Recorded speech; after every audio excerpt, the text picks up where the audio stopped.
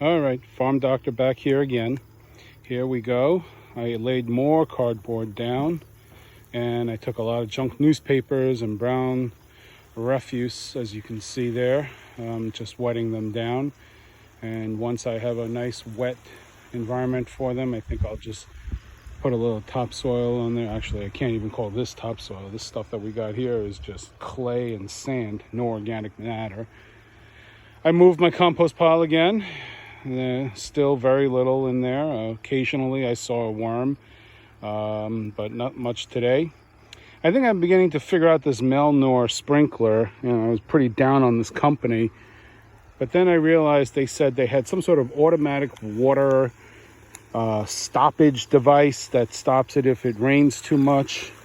I believe what's happened is that unit, you see how it's tilted a little bit towards the front end rather than on the back end. I don't know if you can see that angle, but I think from here, I'm trying to avoid getting my phone wet, but from here you can see it a lot better. You see that, how it's tilted a little bit down this direction. Let me get this out. It's tilted downwards a little this direction, and this side is a little bit higher. That way I think the water just runs off and the unit seems to be working as intended. I think the times that I had problems was when the unit was tilted this way instead of a little this way. I guess if you can get it even. I can't with this dirt.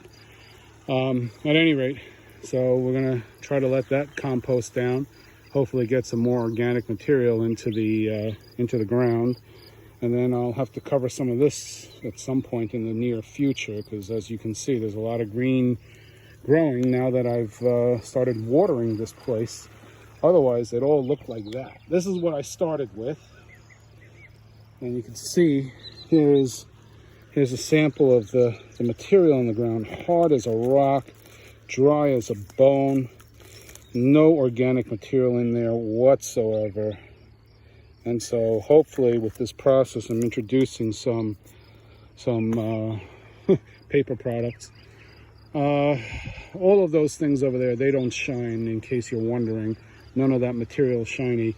And you wonder why there's some mud on top, because I threw a layer of this dark, dusty, I threw some of this dusty material onto the top of all of this so that it can at least hold it in place. Because I read that, I watched the videos saying that if you just throw a little bit of dirt on it, it'll hold it in place. And it's really doing a pretty good job holding it. I'm still trying to figure out this 1-inch thing, although that water seems to be getting close. There was a little bit of water in there, but I mean, technically, shouldn't that whole thing be filled? I mean, it should probably be, completely flat, I think, in order to gauge how much water is coming in there. So I measured that thing out to the upper lip. This little upper lip here, that lip right there, that's the 1-inch mark. So if we get water for 1 inch, then at least I'll know how long I have to water this thing for. So that's it. That's it for today. I think I lost all of these vegetables over here. Look at these things. It looks like it's dried out. I don't know. Let me get in the shower there. You see, it looks like they're all dried out. This one looks like an eggplant, may survive. May have gotten some compost on, or at least some mulch over it in time. And then I'll have to cover all of that up sometime in the fall, I guess, after we've reaped, if I can reap anything. I'm hopeful for the romaine lettuce. That's the red thing right there, which looks remarkably healthy today. It really looks much better. The leaves are starting to perk up rather than slouch down. I'm hoping that's the case.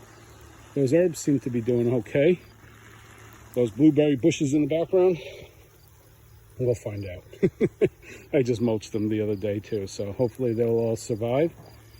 And now I'm on the hunt for more cardboard boxes. I need a ton. I thought I had a lot. The minute I threw it on the ground, they disappeared. So if you plan to do this, you need a lot of cardboard. All right, that's it. Farmer Doctor out.